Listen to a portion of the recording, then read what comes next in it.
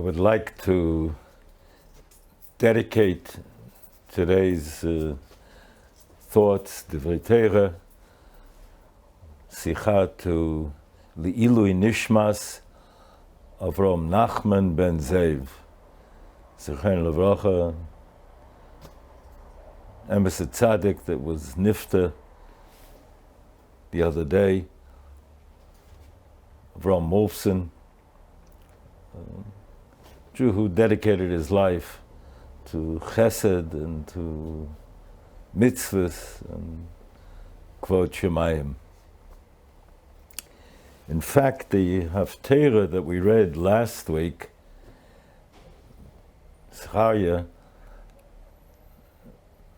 has a posik that is applicable in the circumstances. V'nosati lecho mahalchim beina omdim ha'ela, I've rendered you ambulatory, moving amongst those that are stationary. V'nosati lecho mahalchim beina omdim ha'ela, that you're continuing to move amongst others that are stationary. How so? And what's the difference between moving and being stationary? Chazal, we have a Maseres that the Forshim teach us that a human being is a holech. Man is called a holech. Actually, two references that we find throughout, that weave their way throughout the Maseres, defining man as a medaber, one who can articulate, can speak, can express his thoughts, which animals cannot. And man is a holech. Man grows. He grows spiritually.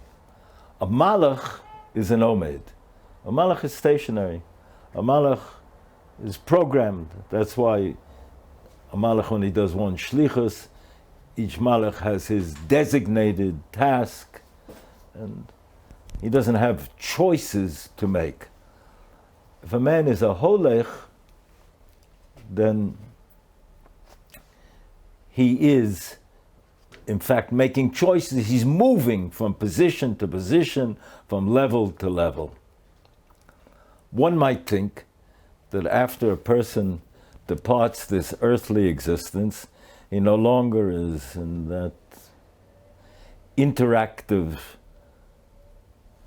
mode, internal interaction of making choices, but he's now programmed.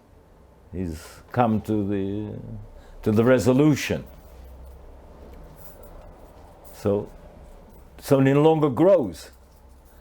But, says the Chassam Sofer, if somebody leaves over mishpacha, family, if somebody leaves over a sphere of influence, friends, talmidim, that they are today continuing to do mitzvahs and ma'asim tovim, they're continuing to learn, to be inspired, because of the input that person had, that holech had during his tour of duty on this earthly track,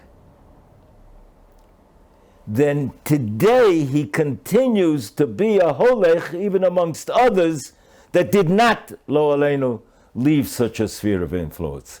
V'nosati lecho mahalchim beina omdim ha'ela. You now are continuing to steig, even in Olam Haba. Avram Nachman ben Zev left over much that today continues and will continue for many, many days to come to render schusim. Rav Hutner added, that's why the Chazal say, bro kare davuha. The son is the knee of the father. People frequently translate it as leg, but kare really is the knee. And the knee, as some understand it, can make somebody either lower or higher. The son is the knee of the father, bringing the father higher or chas v'shalom lower. Bro kare davuha, he continues, he makes him a holech, he continues to steig. Avram Nachman Zatzal did that for Zev Zatzal, and he in turn will continue to do that for Zev, and as a result, the continuing ferment and energy that he invested in these neshamas, that not speaking Lashon Hara, Avas Yisrael, Avas HaTeirah, Avas HaSholem, a very unique neshama. So, Le'ilui Nishmas Avram Nachman ben Zev. Pasuk that we're going to read, V'yavo b'nei Yisrael lishbo b'seich haboyim.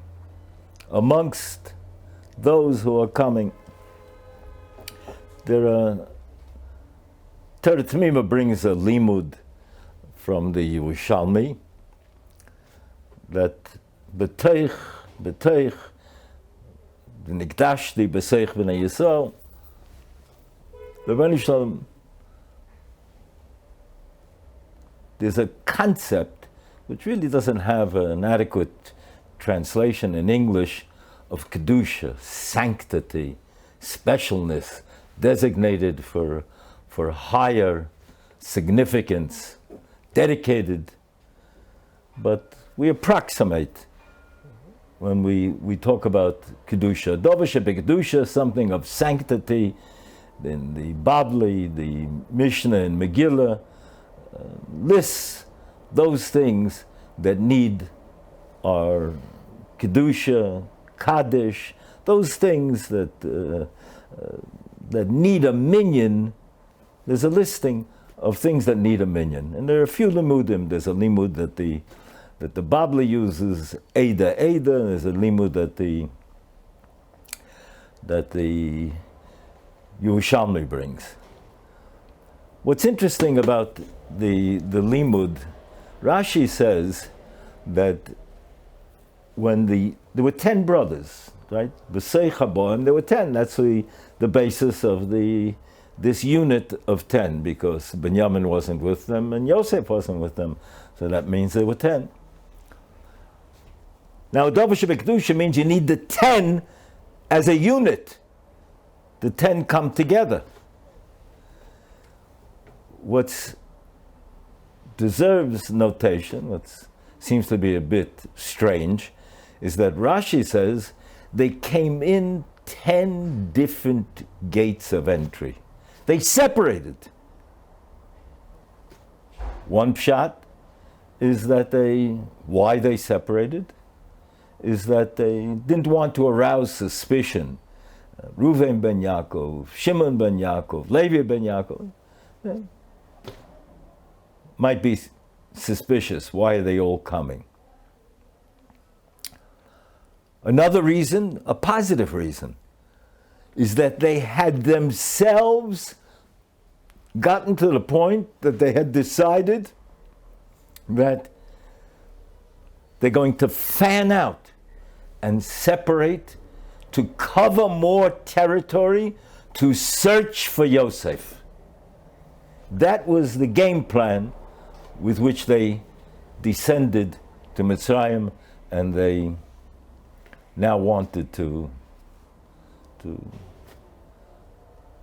find Yosef and to undo the damage that they had done to the extent that that was possible, to mend the relationship.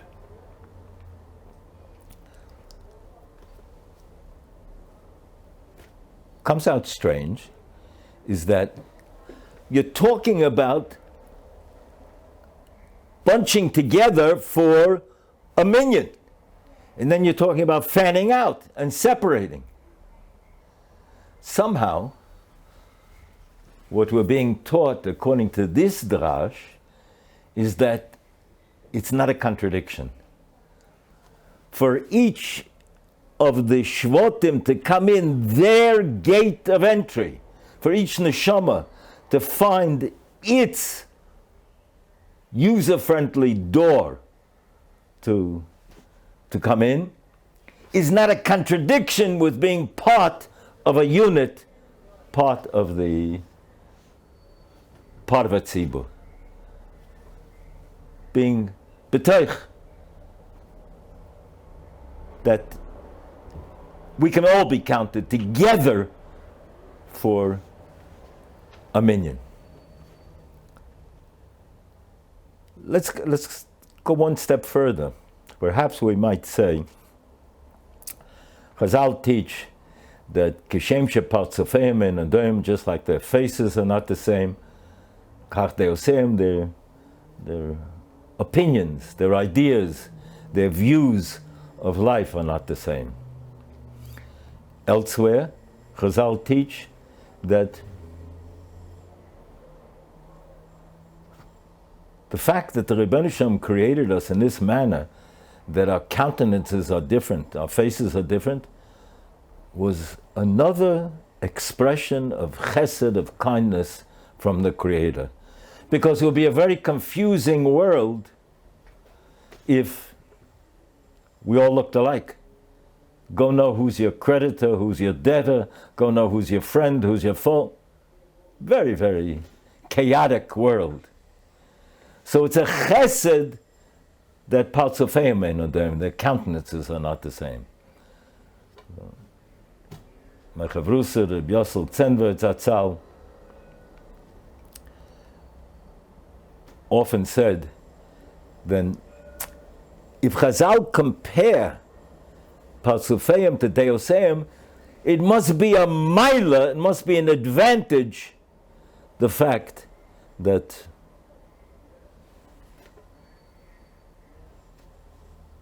their opinions are not the same. That somehow that ends up stimulating, provoking a greater amount of creativity.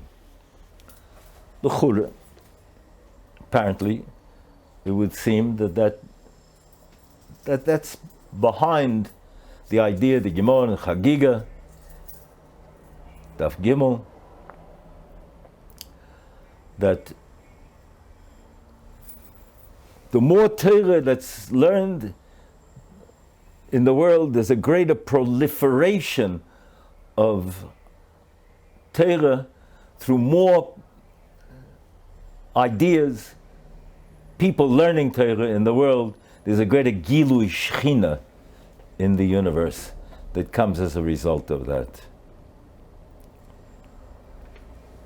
Hanukkah seems to be a special time that fits that syndrome. Meserdes we have is that the word nefesh, the life force. Let's go with that approach, that nefesh is the life force and neshama is the dimension of spirituality that connects us in the ladder that's of the different levels of linkage between the physical, the material world, and the spiritual. The word nefesh, ner, ptila, and shemen. Nefesh is the ner, the receptacle that holds the shemen. The ptila, the wick, and the shemen, and the oil. Chazal teach that even those wicks, la halacha, it's brought, that they don't work for Shabbos because they flicker too much and they tend to go out. Hanukkah we can use them.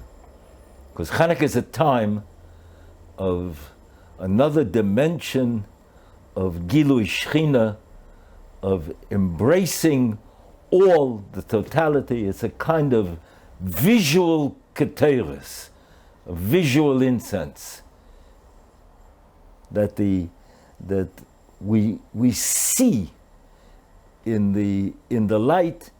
If it lasts, of course it has to last the minimum, but we can take a wick that seems to be, under other circumstances, would have been discarded, but we're going to use it, going to include it, because the Rebbeinu Shalom has reached out in a visible, measurable way that the Teva, nature, was broken. The Avonim represented Teva, nature, and the authority of nature, the inability to break out of the boundaries of what seemed to be the laws of physics and biology and chemistry, and the near burning 8 days, already a statement, a declaration that the Rebbeinu Shalom, in the choshesh, in the darkness of Golus, in the darkness of the imperceptibility of not being able to see the how Torah, how the Rebbeinu Shalom has directly guided and lifted Klal Yisrael above and beyond.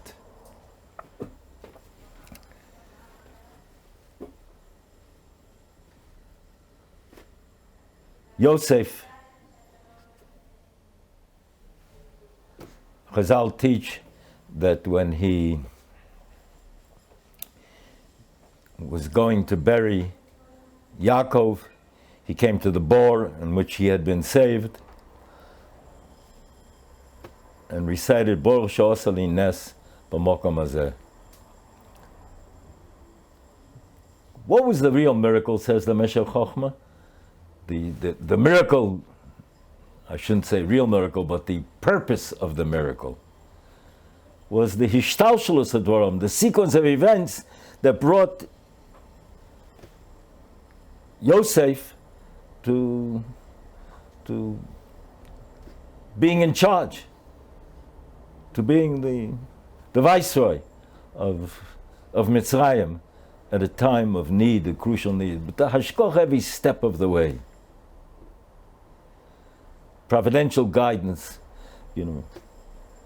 including the being in jail together with two ministers who, the Meir Simcha says, gave him a crash course, gave Yosef a crash course in the administrative and diplomatic norms and protocol of managing government. Is asking the 2 years that remained after that were without them, so there was no purpose in his being there. So he needed that crash course. So for some of us, having been through different kinds of life experiences, educational institutions, secular, that may have given us programs and courses that we can use for Kvod Shemayim, just have to remember that it's comparable to having been in jail a bit if we had to go through that to get to where we had to go. The Chazon Ish didn't need that. Hafoch bo v'hafoch bo kekula bo. He could get to where we have to get to the chokhmas that are necessary to know. Why Yosef had to go through that sequence of events? That had to be the shtalshelus hadvorim. Some do make the case that Yosef is also to be included in the Maisa Ovis Simin Labonim, in the what happened, the breakthroughs to those our forefathers, that the patriarchs, that is a breaking through the sound barrier and creating different levels of potential achievement and resource for the Bonim. Remember one summer when I was learning in ASL in Baltimore, and I went back to New York, my hometown, to take a 2-week course. I was enrolled in the evenings in Hopkins, but I took a 2-week course in American literature in NYU. Wanted to complete the degree a bit faster. When I came back, my roommate, Rabbi Vigda Banchik, Zechron Levracha, asked me, tell me, how is it possible to give a 4-month, 5-month course in 2 weeks? Doesn't make sense. So I told him, Rabbi Vigda, you have the question wrong. The question really is, how is it possible to stretch a 2-week course over 4 months? That's the kasha. How do they normally do that?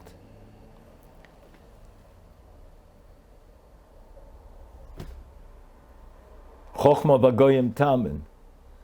But chochma tolerates being manipulated, being self-serving at different times.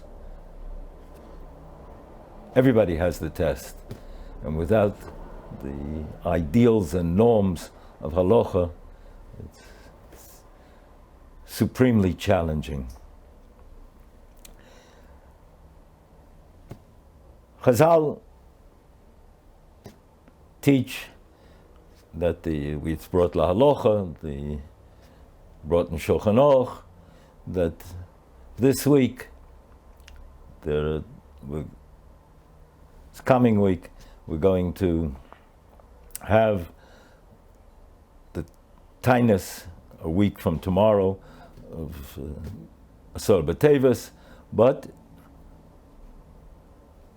there are 2 other Tanaisim that are mentioned in the Meseiros, Ches and Tes. Ches is the Targum Shivin, the translation of the Septuagint, which we referred to last week, at the miracle that the 70 Skenim, they weren't advised in advance what they were coming for, put into separate cubicles, and last minute they were coerced to translate, and they came up with the same euphemisms. Nes. But despite the fact that it was an Nes, Shleishi Yomim of Choshech, Yodu Leilam. Amazing, the complexity of the paradox. Nes! To facilitate what was being done. But it was a negative, because it promoted Hellenization, as we said.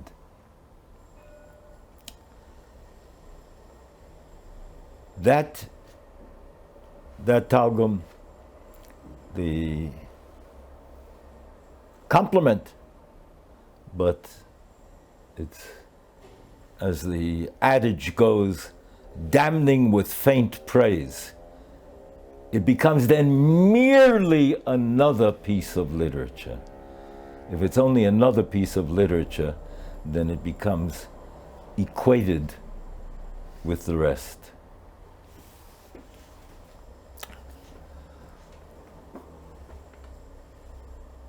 Question is often asked about the challenges that it seems that a child brought up in the Frum community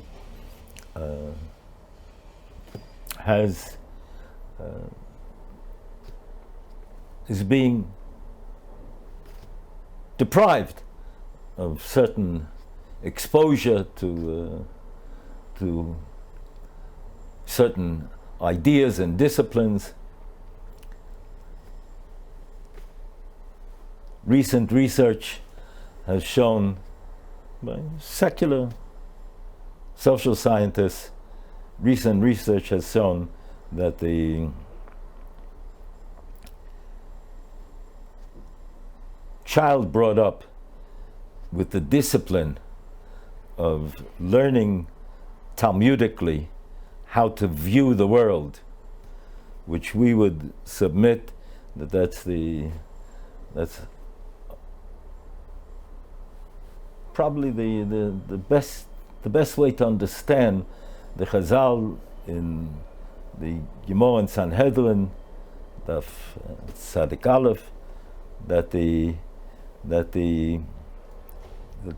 yesod of the or, he who uses the or, mishtamish ba'or Torah, will be mishtamish, use it in Elam Haba.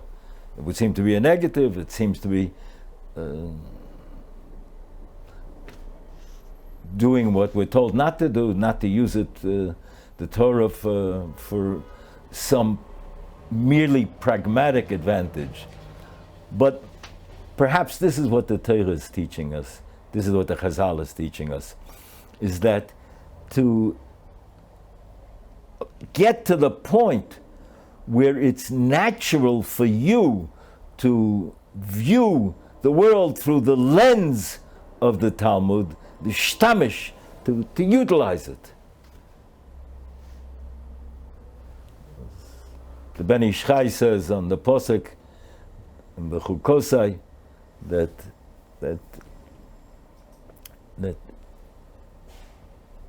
when is it v'nasati es gishmeichem b'itam v'bechukosai telechu, if you'll go with it, you'll live with it, you're going to live with the Torah as being fully integrating into your personality.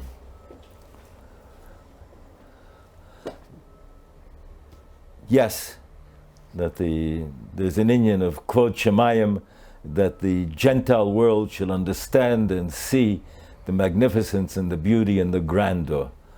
But we are not subordinate to their kudos, to their recognition. If we can do what we have to do in such a manner, we want it. But we know from where we're coming. This idea that the reduction of, through faint praise, which is the battle of Hanukkah,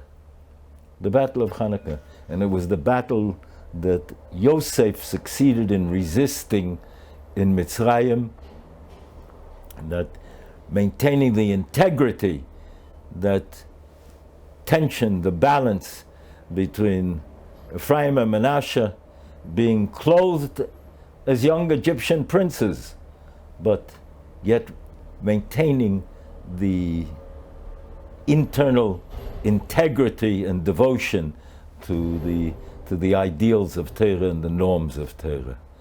And that is what is going to make the breakthrough. And that's what ultimately is going to allow. There's another study recently that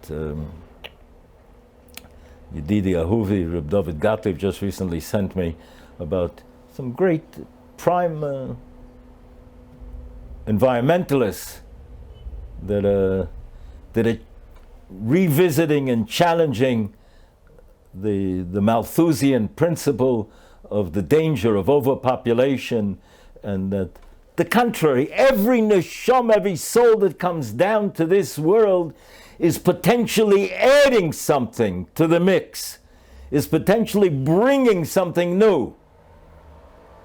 That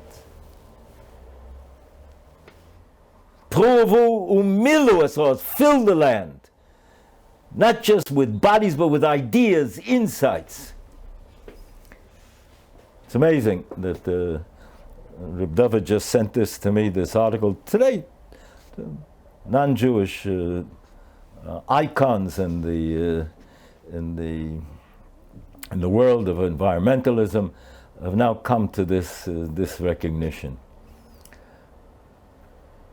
and challenging all of the assumptions. 35 years ago, approximately, I gave a lecture at the Hillel House in Harvard, and the students challenged me about two things. One was that the Haredi world tends to have, B'li Ein Hara, I add, larger families, so we're taking a disproportionate share of the resources of the universe.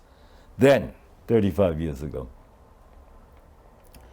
Two is there was a Jewish author who was very popular in those years who had maligned the Jewish mother. He was really plagiarizing Jewish comedians who had been doing that for years. But listen, today you can become president from plagiarizing, so I guess it wasn't such a crime. But the Philip Roth attacked the Jewish mother as being overly protective, smothering her children with affection. So the students challenged me about both things. I responded and said that the two questions really are interconnected. Is that, number one, is that if all the Jews who have been murdered through history, Churban Bayis Rishon, the first temple destruction, the second temple, all the pogroms, the Inquisition, Chmielnicki, the Holocaust, if all those Jews had been allowed to live and allowed to propagate, how many Jews would there be in the world today? And how many more Jews would not have run away out of fear of being labeled Jewish? Who knows? So the world owes us. When we catch up, we'll revisit the question, number one. Number two, I submit, 35 years ago, I submit that child that is not allowed to be born has a certain insight, idea, discovery to contribute. He has his gate of entry to connect to the total. Fill it. The Ksava Kabbalah says, milu means to complete, because man is in need of tools, and we need to, unlike animals who are born into their environment, a human being has to create tools. And so, keeping that child, if at the time I think I said Salk had not been born, we'd still, lo alena, be fighting polio. And what else? That's so much, that's a moot question. And I believe that technology is going in our favor. As far as the Jewish mother is concerned, the Rebbeinu Shalom, I firmly believe, ideally programmed the Jewish mother to have 6, 8 children, more, when capable. About everything is siyata d'shmaya, but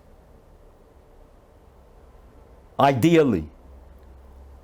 And when Western society artificially restricted her to have 1.6 children, and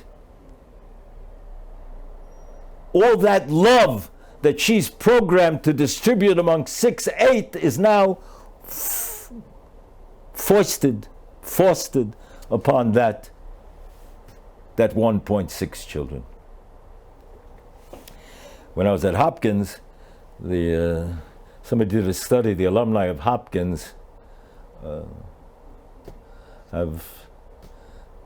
were having something like 1.7 children, and the alumni of Gaucho, which was then a women's school, had 1.4 children, which my statistics professor said proves that men have more children than women. You have to know how to interpret statistics. Which, by the way, take a good hard look at the studies about separate gender education as it was then, how much better each sex does when separated from the other.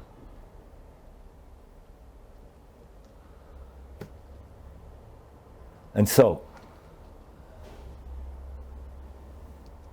the world, Philip Roth was dead wrong, besides being obnoxious and obscene. Malthus was wrong. That bringing more neshamas in is contributing to the greater whole, to the larger unit. That's fundamental to our thinking, that the Torah Jew understands that each neshama that is already born into the world and is a wick that's flickering. Good time now to commit ourselves to helping make that flame, as the Shem Mishmul says, flame has the operative inherent symbol that it's always reaching higher. The neshama of the Jew is always reaching and stretching.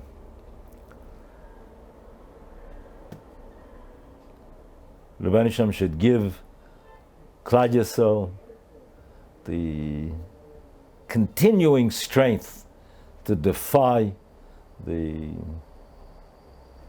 all of the predictions and anticipations, and as Mr. Twain said when he woke up one day in San Francisco and saw the headlines of that Mark Twain had died, he immediately contacted them and told them the reports of my death are greatly exaggerated. Klal Yisrael, the reports of the Haredi community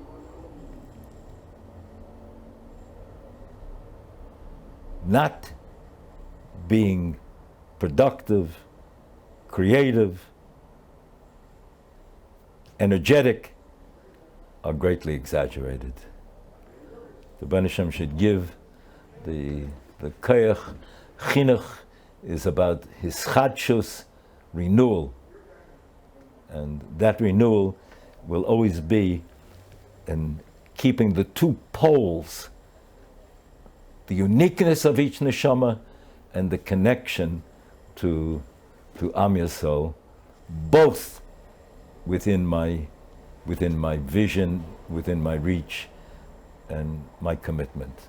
Chag Sameach.